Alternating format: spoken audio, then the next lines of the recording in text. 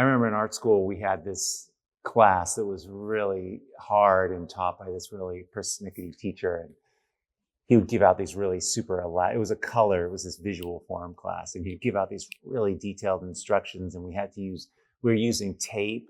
So the edges were perfect. And these squares had to be, 1 inches by 3 inches. And it was really elaborate. It was almost like a class in exercise in following directions.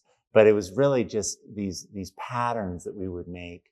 And it was about how to make the paint perfect and how, he described exactly what he wanted. And I remember I was so nervous. Everyone was so nervous because he would critique these all together. And he was kind of brutal in his critique. So you would stay up late and I was working on these things and trying to get it right. And I kept thinking about him and I kept looking at these instructions and trying to get it just right and get the colors just so and use a tape and be really good craftsmanship. And I'll never forget the critique came and there was one kid who had done his and it was really beautifully done, but he had changed it a little bit and he had arranged these rectangles kind of in like a circle instead of a square like everybody else had done. But it was the same information, but he had just kind of changed it slightly.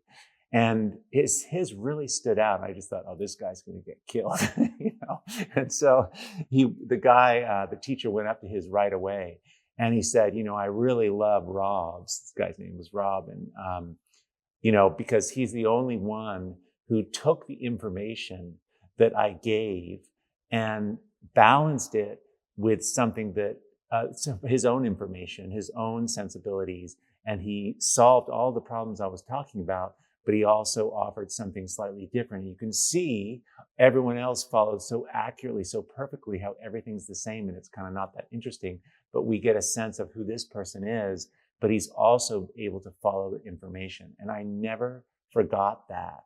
Anyway, this is Nicholas Wilton at Art to Life, and I'm talking about balancing the internal information with the external information. This is why commissions are so difficult. Because we have a lot of external information all of a sudden. That person who came to the studio who wanted us to make a painting for them, and they say, "Oh, I love your pink so much. I love your pink color, and it matches my couch." And they show you a picture of their couch, and you get the idea that you got to use this pink color, and they like a certain, but I need it really quiet. Well, my paintings aren't that quiet. Well, but you've got a couple that are really quiet. So you have all this information. You're trying to do this painting, and if you find yourself thinking about the client or how this has to look, it gets really hard to make your work. That's because you're not balancing it with how you need to make the work. Anyway, so let me just show you. This is how I like to think about it. So if you have you, here's you, and here's your heart, what you care about. Kind of it's good because it's Valentine's Day coming up. And there's all kinds of information that is in the outside world that affects it.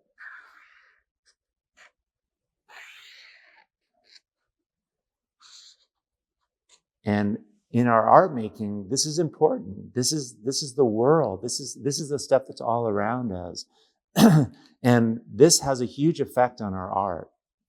It's what people say, what people think. When you go and you see things that are amazing, other art and colors, and you see stuff in the outside world, there's so much of this information, and that makes the work a certain way. But you also need to balance it with things that you're thinking about, things that you're feeling from within yourself to come in. These are opposites, the internal and the external. And this blend is what you want to have this balanced artwork. It's really super powerful when you have both of these working. When you just have one, it becomes all about the outside world, and the world can't feel you. But if it's all about you and doesn't have any outside influences, it's potentially not as expansive and as interesting as it could be.